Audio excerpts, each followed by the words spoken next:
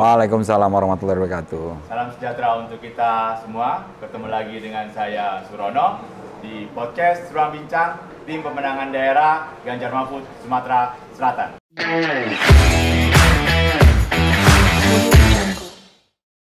Keren. Baik sahabat Ruang Bincang, tamu yang datang ke podcast Ruang Bincang ini difasilitasi oleh TPD Sumsel berbagai macam. Dan hari ini alhamdulillah wa syukurillah kita kedatangan tamu, saya mengatakannya ini spesial ini. Ini perdana kita kedatangan langsung dari nasional. Kita sapa langsung Wakil Ketua Tim Pemenangan Nasional Bang Amarsyah Purba. Selamat siang. Sehat Bang? Sehat. Kayaknya untuk di Sumsel ini sudah mulai beraktivitas sering ini kayaknya. Ya lumayan karena saya kebetulan ditunjuk sebagai Korwil Sumatera Selatan. Korwil Sumatera Selatan. Jadi dari kita di wakil-wakil ketua TPN ini dibagi menjadi beberapa wilayah ya. Saya kebetulan dapat di Sumatera Selatan. Jadi ini mandatori saya lah di sini nih. Ini menarik sahabat Ruang Bincang karena ini adalah podcast TPD-nya pemenangan di Sumsel.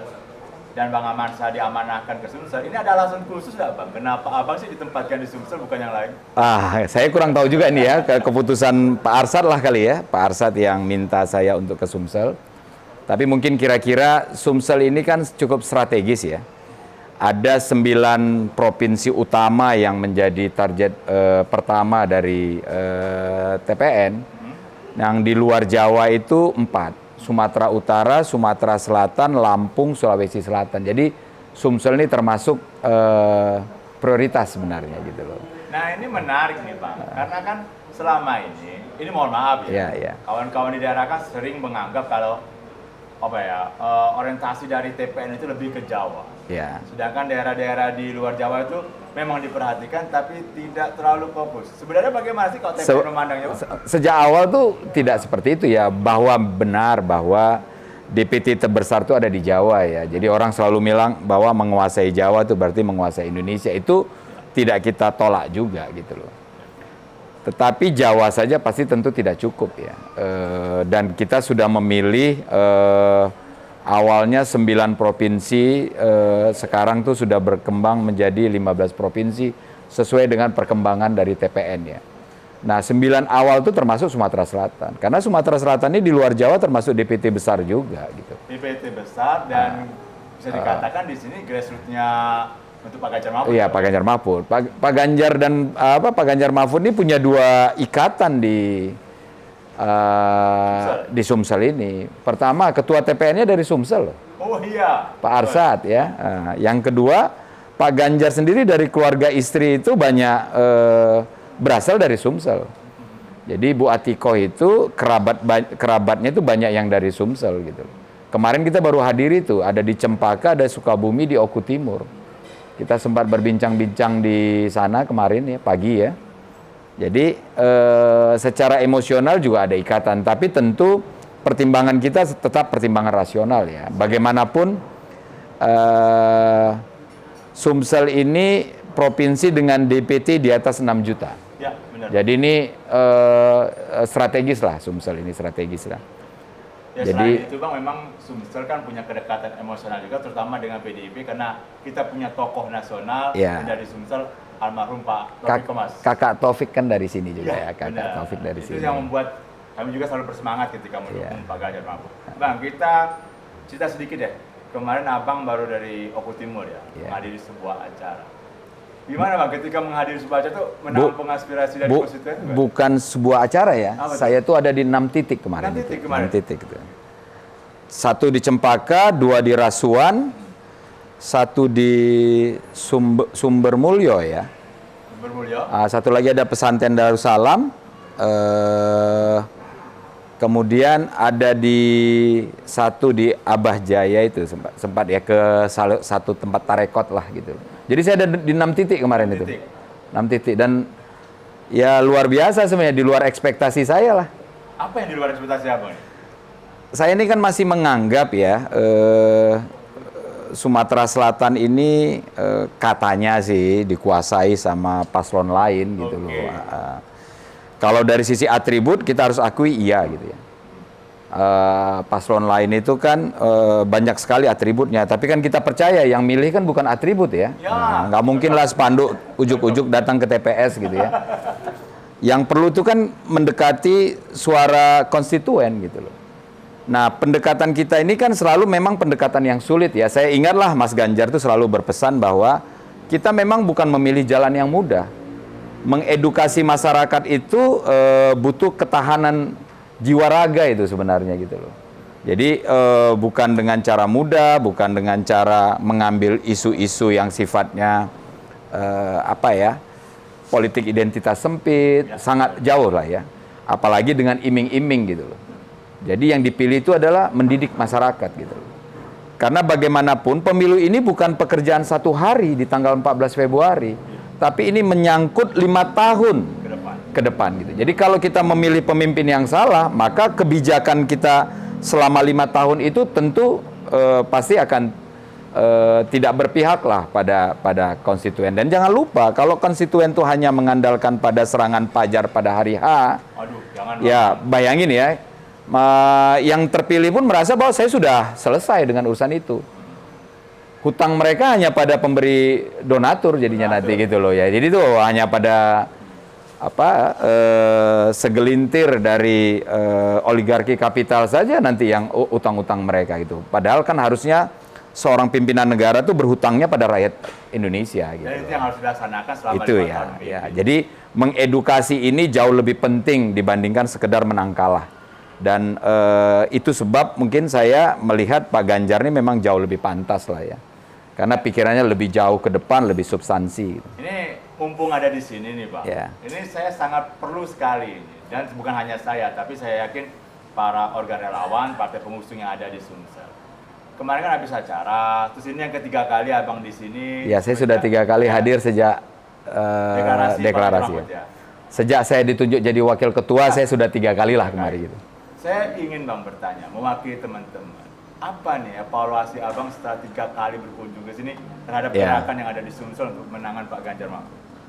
Memang kita harus akui ya bahwa dari zaman dahulu kala pun ya, yang berkumpul di Pak Ganjar ini kan kebanyakan mantan-mantan aktivis lah ya, orang-orang pegiat-pegiat baik di partai maupun di luar partai.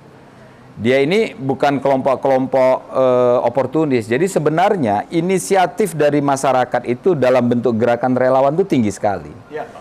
Nah, tingginya kegiatan itu kadang-kadang memang menyulitkan dalam mengorganisnya menjadi suatu gerakan yang terstruktur. Jadi gerakan-gerakan aktivis itu memang kelihatan tidak terstruktur, tapi masif. Masif, gitu. Masif luar biasa. Dan nggak perlu diongkosi, itu yang lebih penting gitu. Tapi efektif juga. Sangat efektif. Nah, tinggal nih bagaimana teman-teman di TPD lah ya, nih saya titip lah dengan Bang Yahya ya, bagaimana bisa mengorkestrasikan semua kekuatan yang ada sehingga resultannya itu tidak saling menegasi gitu. Ini kan sama-sama ingin bergerak gitu dia. Jadi kemarin itu ada juga sedikit keluhan dari beberapa kawan-kawan seolah-olah gerakan yang satu itu nanti akan mengeliminir gerakan yang lain. Saya bilang jangan khawatir, jangan khawatir. Karena gesekan itu terjadi kalau ada gerakan. Jadi kalau adem ayem, tenang-tenang itu berarti nggak ada gerakan itu sebenarnya. Jadi malah bagus. Malah bagus. Nah, begitu dia ada gesekan, begitu kemudian ada sedikit pertanyaan, di situ kesempatan kita berdialog. Dan saya yakin 100% gerakan kerelawanan ini adalah orang yang paling mudah diajak berdialog. Karena pada dasarnya mereka bergerak dari hati. Jadi ini tinggal didekati aja hatinya. Nah, di sana baru kita sama-sama, oh ya, kalau daerah sini sudah penuh ya, gimana kalau kita pindah ke sana. Jadi saya titip juga ini, supaya nanti bisa dimonitor semua gerakannya, sehingga daerah-daerah yang kosong bisa kita isi, daerah-daerah yang penuh bisa kita geser ke daerah-daerah yang lebih kosong gitu loh. Jadi saya apresiasi luar biasa dengan TPD. Saya nggak pengen sekedar memuji sebenarnya, tapi dari beberapa jalan saya hanya 2-3 TPD yang punya komunikasi dengan relawan ya. Di yang lain itu sering sekali karena akar, karena macam-macam ya. Masing-masing problem sosial di masing-masing daerah tentu berbeda ya. Itu sering sekali nggak nyambung ya. Tapi di sini ini setidak-tidaknya komunikasi itu jalan lah. Jalan, ya. Jalan lah gitu. Dan ini sahabat Ruang Bincang, pujian dari Bang Amar. Ini bukan pujian ini. Ini pengakuan-pengakuan sederhana lah ini. Pengakuan dari Bang Amar saya ini akan memicu kita untuk lebih semangat lagi di TPD Iya. Sumsel. Tapi saya garis bawahi Bang ya.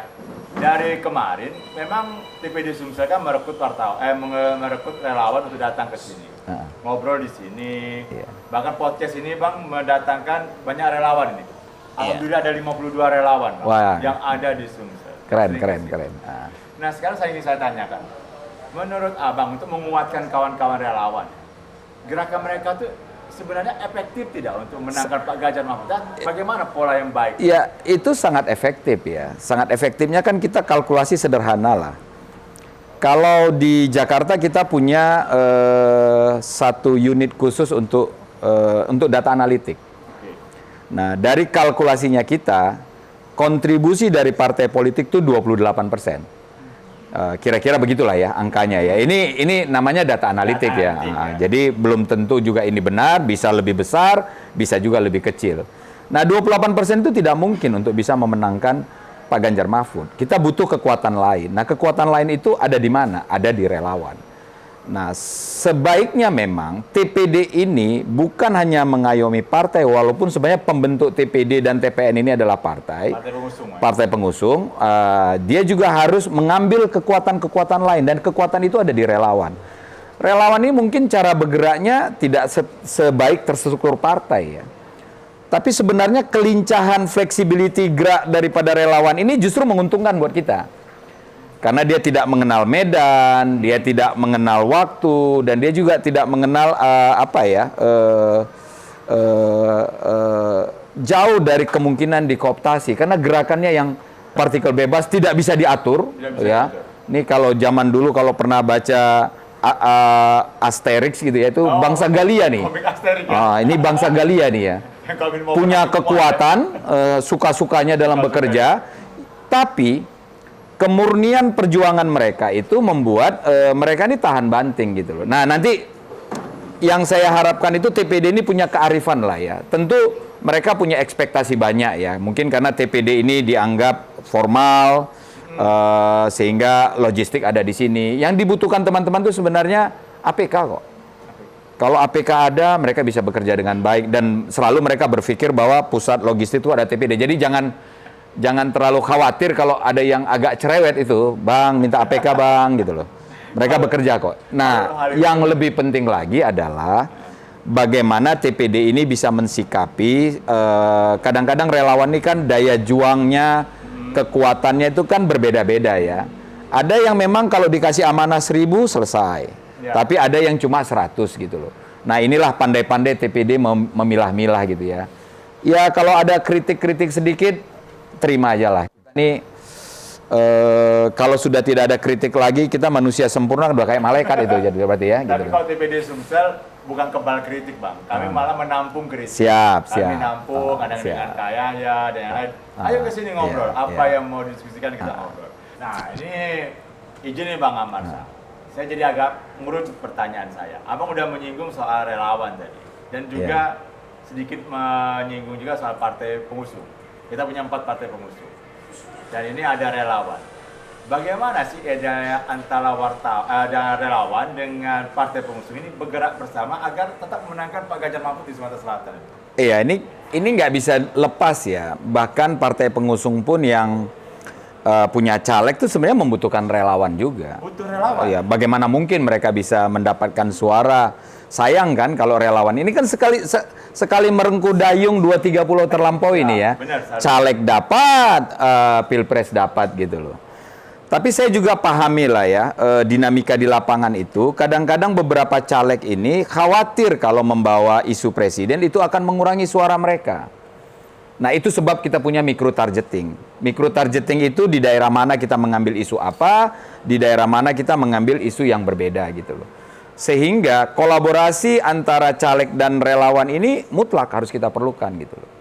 Nah, kalaupun sebenarnya ada di beberapa daerah orang yang mulai takut untuk mencantumkan calegnya, calegnya mencantumkan ini, karena saya lihat nih masih banyak nih spanduk-spanduk sendirian gitu ya, kecuali PDIP kali. Kalau PDIP kan karena sudah ada surat keluar ya, surat dari DPP ya, bahwa jangan sampai suara pilpres kalah oleh suara agregat dari caleg-caleg misalnya gitu loh. Jadi di luar partai yang lain sebenarnya tinggal didorong aja gitu. Pede aja. Harus pede. Harus pede. Sebenarnya kalau mereka pede, itu akan saling sambut menyambut. Saya percaya psikologi masyarakat itu akan suka kalau itu ada koneksitas gitu loh. Saya percaya itu gitu loh. Mungkin bukan common sense lah ya. Mungkin selama ini orang mendengar, oh kalau kita pakai bawa caleg nanti daerah-daerah tertentu itu tidak mau mendukung. Saya punya pengalaman yang berbeda.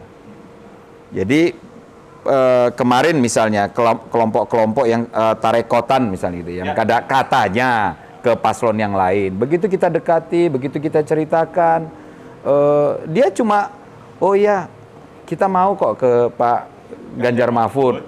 Ketika mendengar penjelasan-penjelasan yang kita lakukan, yang penting kerajinan nih sebenarnya. Nah, begitu mereka mau, ini kan potensi buat suara caleg-caleg yang lain gitu loh. Yang selama ini mereka tidak dengar bahwa kelompok-kelompok tertentu itu mau mendukung kelompoknya Pak Ganjar Mahfud. Kan Pak Ganjar Mahfud ini memang diidentikan sebagai kekuatan nasionalis itu. Orang lupa ya, sebenarnya Pak Ganjar Mahfud ini gabungan dari kekuatan nasionalis dan kekuatan agama. Ada Pak Mahfud misalnya gitu. Yang pasti ya. Yang kedua, Pak Ganjar sendiri kalau dari sisi keluarganya, istrinya Bu Atiko itu lahir dari pesantren gitu. Pemilik pesantren, bapaknya itu kiai besar di Purbalingga gitu ya. Jadi jadi menurut saya ada yang nggak nyampe juga di bawah yang kita tidak sampaikan. Itu sebabnya tadi saya diskusi juga dengan teman-teman di DPD ya, Mas Bang Giri ya. Bang Giri. Kebetulan Bang Giri ada di luar kota hari ini. Kita bersepakat lah sebenarnya bahwa kesatu paduan antara partai relawan dan mungkin diorkestrasikan oleh TPD ini itu menjadi kunci kita untuk 14 Februari nanti gitu loh. Nanti partai akan mengambil porsi mana, relawan akan mengambil porsi mana, siapa yang berkelebihan akan mensupport yang lain gitu. Jadi ada kesepahaman yang cukup sebenarnya di sini gitu loh. Nah, ini tinggal nanti Bang Yahya nih lah kita pesanin untuk bisa mengorkestrasikan sehingga antara partai pengusung dengan kawan-kawan relawan ini kerja gerak di lapangannya itu bisa dalam derap yang sama gitu loh. Saya mau minta analisis dari Bang Amarsa, Pileg dengan Pilpres bersamaan. Kalau analisis Bang Amarsa ini menguntungkan caleg tidak Pilpres dengan Pileg bersamaan ini? Yes, kalau saya bilang tuh pasti menguntungkan karena kerjanya sekali. Ya, bagaimanapun sebagai partai pendukung dia tidak akan bisa melepaskan diri dari calon presidennya gitu loh. Jadi kalau ada yang bilang kalau saya bawa ini saya khawatir nanti saya kehilangan pendukung, mungkin itu kecil dibandingkan manfaat yang bisa dia dapatkan gitu loh. Ya kalau kita spot satu-satu ya sebagai micro targeting mungkin iya kali ya. Tapi itu didekati dengan cara lain gitu loh. Dengan cara program misalnya gitu. Jadi tidak memperkenalkan tapi program yang diperkenalkan itu juga cukup baik sebenarnya. Tapi kalau saya melihat secara keseluruhan, ya pastilah itu ada namanya cocktail effect ya. Orang yang direlasikan dengan calon presidennya pasti akan mendapat suara yang banyak. Itu cocktail effect gitu. Itu science yang bicara ya, bukan Amar yang ngomong ya, itu science yang bicara. Jadi kalau dia tidak bisa memanfaatkan cocktail effect ini, ya rugi gitu loh. Ditambah lagi tanpa dia ketahui relawan tuh bergerak untuk capresnya. Harus. Nah relawan yang bergerak ini kalau dia nggak ambil kan sayang. Ya ini kan tenaga yang luar biasa gitu loh. Dan ingat ya karena ini one man one vote, satu suara itu berharga. Satu suara itu berharga. Jangan lihat gimana kutip satu suara dia akan bisa menularkan kepada yang lain gitu loh. Kira-kira begitu ya? Ya sahabat berbincang. Saya lama tidak mengenal kata-kata cocktail effect. Ya, itu kan sering dihubungkan orang kalau sesuatu itu akan berpengaruh ke yang lain. Nah, sekarang saya mau ke Abang untuk bertanya soal ini media sosial kan sekarang lagi lagi dijadikan semacam salah satu yang dilakukan oleh berbagai pasangan calon ini untuk mempromosikan diri termasuk program-program. Nah, ini Bang, media sosial. Ini kan anak-anak muda ini, pemilih pertama kali yang mau melakukan hak pilih nanti 14 Februari pertama kali. Banyak yang apatis Mas. Gitu ya. Sekarang Abang di Sumsel ini pasti banyak, tapi hasil survei juga masih apatis. Anak muda nih Bang. ya memang teknologi itu kan keniscayaan ya. Dan salah satu yang sudah lama diramalkan orang itu adalah revolusi di bidang informasi. Ini kan sudah sejak tahun 80-an orang berbicara ya, bahwa nanti semakin banyak teknologi, terutama teknologi komunikasi, maka gaya hidup orang pun akan berubah gitu loh. Tentu kita tidak mau kita harus melihat ini dari sisi positifnya gitu loh. 2 tahun yang lalu Mas Ganjar itu ketemulah sama kita, saya dipanggil ke Semarang, cerita bahwa ini dia arahan dia cuma sederhana, kita masuk dalam dunia revolusi di bidang komunikasi. Hampir semua orang itu sudah menggunakan teknologi informasi sebagai basis cara hidup dia gitu loh.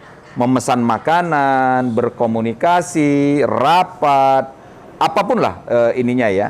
Itu sudah menggunakan itu ya, sehingga suka atau tidak suka pola pengembangan komunikasi ini pun harus menjadi salah satu konsideran di dalam program kampanye. Dia sebut sebagai digital campaign gitu ya. Hal yang penting. Hal yang penting. Dan kita sudah mengembangkan itu sejak awal gitu. Walaupun memang kadang-kadang kita susah lah merubah algoritma orang gitu ya. Nah, kalau bicara tentang apatisme itu, ada satu kesalahan yang mendasar di kita dalam evaluasi saya. Kebiasaan di dalam cara berkomunikasi kita itu setiap kelompok komunitas itu berada dalam silo-silonya masing-masing. Iya. Itu yang kita sebut micro targeting ya. Anak muda A tidak akan pernah bisa berkomunikasi bergabung dengan anak muda B. Jadi walaupun hujan di langit, medsos ini banyak, kalau kita nggak punya agen atau apa di masing-masing komunitas, memang akan repot gitu loh. Makanya micro targeting itu kan selalu punya 2 sisi ya.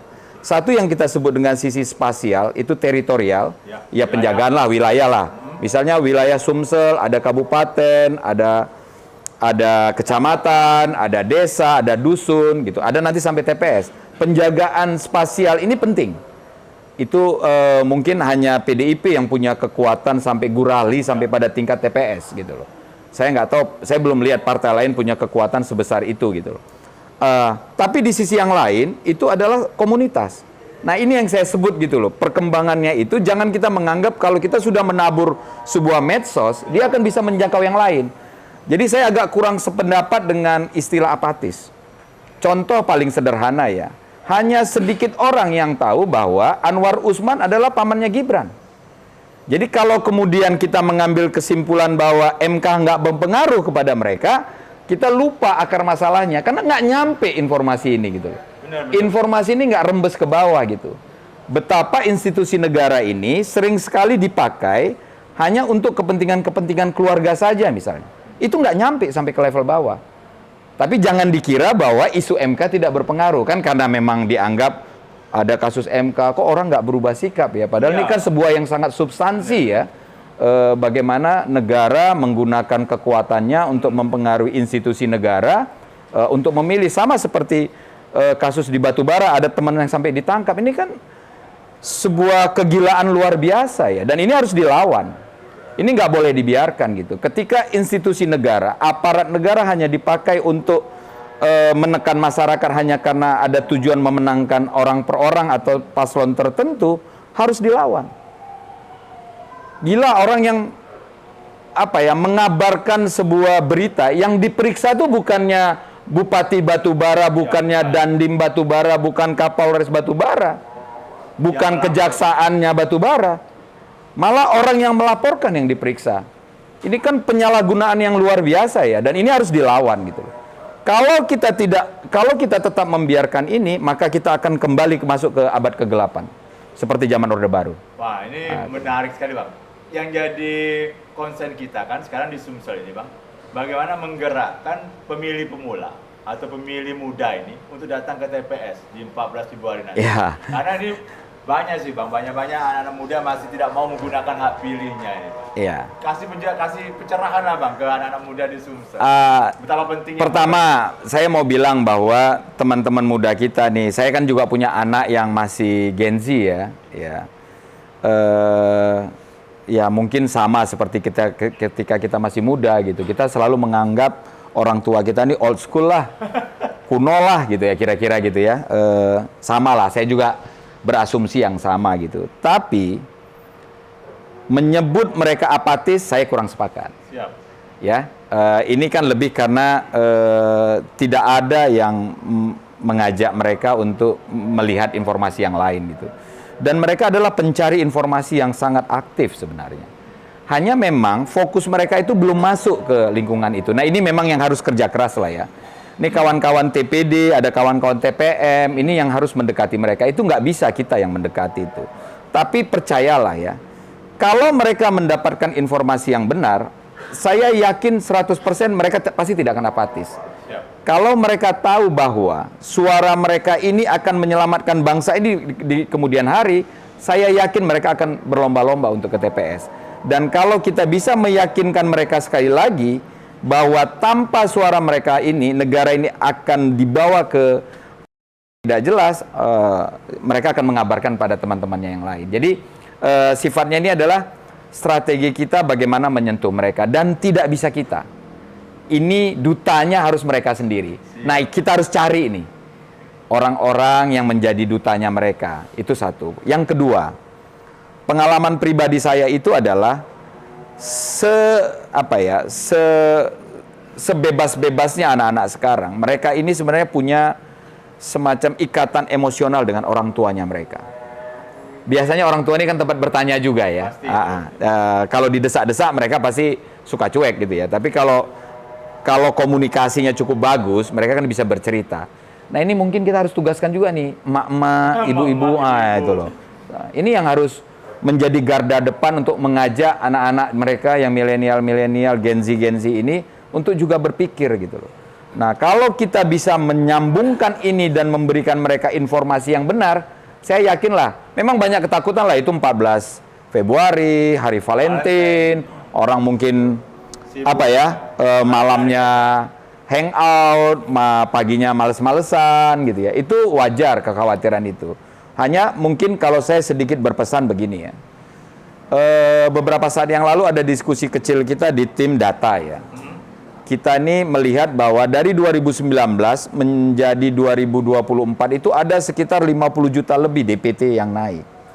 Pertanyaan saya adalah, apa betul ini murni karena ada penambahan orang yang belum pernah memilih menjadi memilih, ada sekitar 50 jutaan. Itu satu pertanyaan. Kita sulit memeriksa data ini benar atau tidak benar.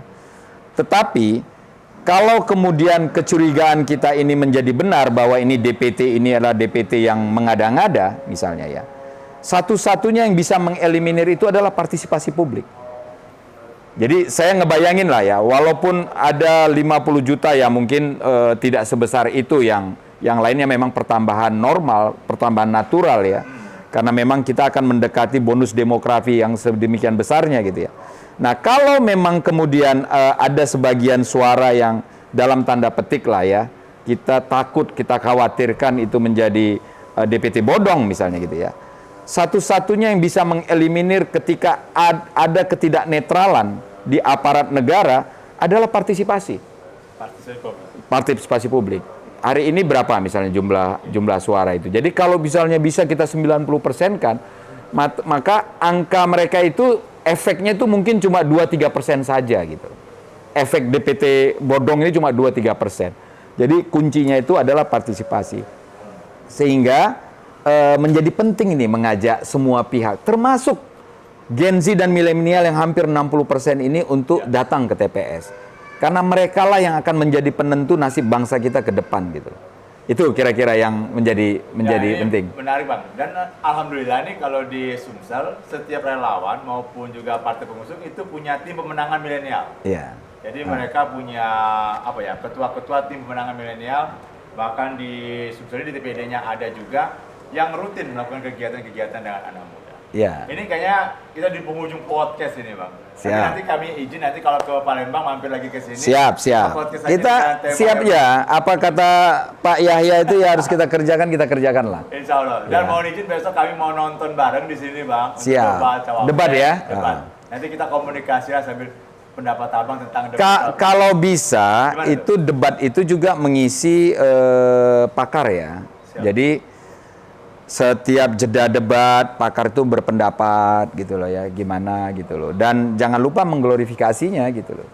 Karena kadang-kadang kita menang pun di dalam debat, saya kalau ngelihat secara substansi, secara penampilan, nggak ada yang bisa mengalahkan Pak Ganjar Mahfud ini sebenarnya. Tapi kan problemnya, ini buzzer, ini bot, itu kan selalu mengglorifikasi yang lain. Jadi ini menjadi penting ya. Jadi kalau tadi ada kegiatan medsos, ini juga perlu diarahkan ke sana nih, bagaimana medsos kita ini juga bisa setidaknya secara objektif lah menilai hasil debat. Dan saya kalau urusan debat nih pede lah. Pede ya Bang? Pede lah.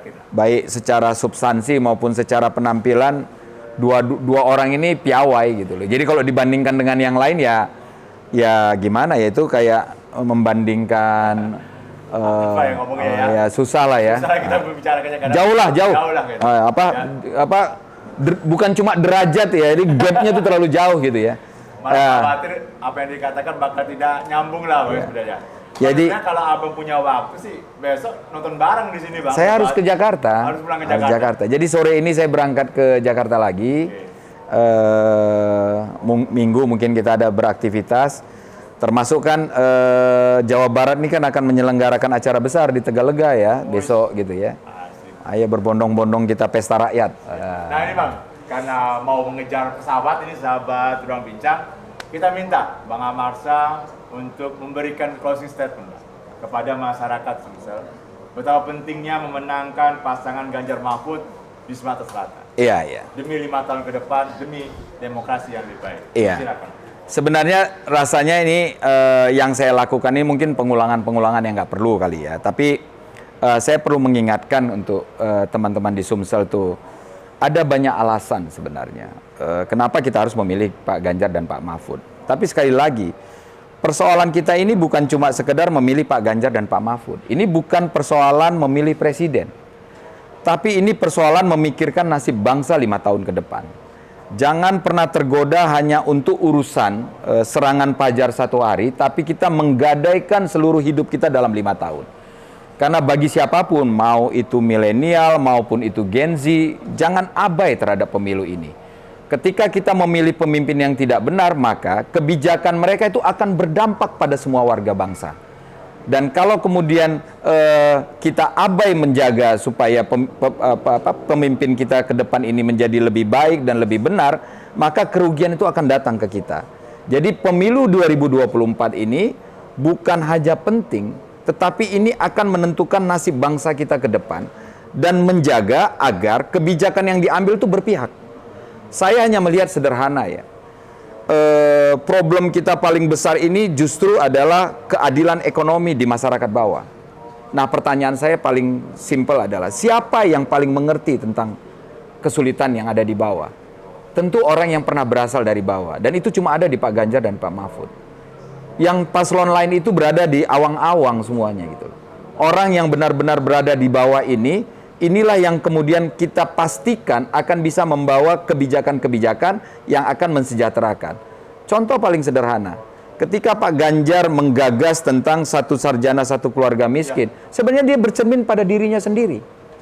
Dia lahir dari keluarga miskin dan dia sadar ketika dia bisa menempuh pendidikan dan menjadi sarjana, dia bisa mengangkat harkat keluarganya. Baik secara ekonomi maupun secara martabat di antara warga-warga yang lain. Sedemikian juga Pak Mahfud. Jadi program yang dia lakukan itu selalu dia cerminkan dari diri dia sendiri gitu. Yang kebetulan adalah Pak Ganjar Mahfud ini dalam kehidupannya seperti kita-kita. Ya. Pak Ganjar Mahfud itu bagian dari kita. Ya, Pak Ganjar adalah kita gitu. Pak Mahfud adalah bagian dari kita dan Pak Mahfud adalah cerminan dari kita semua gitu. Jadi sekali lagi, ayo tanggal 14 Februari jangan lupa kita semua harus mempergunakan hak pilih kita, bukan cuma sekedar memilih presiden dan wakil presiden, tapi sebagai sebuah upaya menyelamatkan arah bangsa ini tidak tersesat. Itu aja kali pesan saya ya. Oke, terima kasih Bang Amarsa, sahabat Ruang Bincang. Sebelum saya tutup, saya kutip kalimat dari Bang Amarsa tadi. Kemenangan Ganjar Mahfud adalah kemenangan kita, karena Ganjar Mahfud adalah kita. Saya tutup. Wassalamualaikum warahmatullahi wabarakatuh. Salam sejahtera. Wassalamualaikum. Merdeka. Ganjar Mahfud. Menang, menang, menang. Terima kasih, Bang.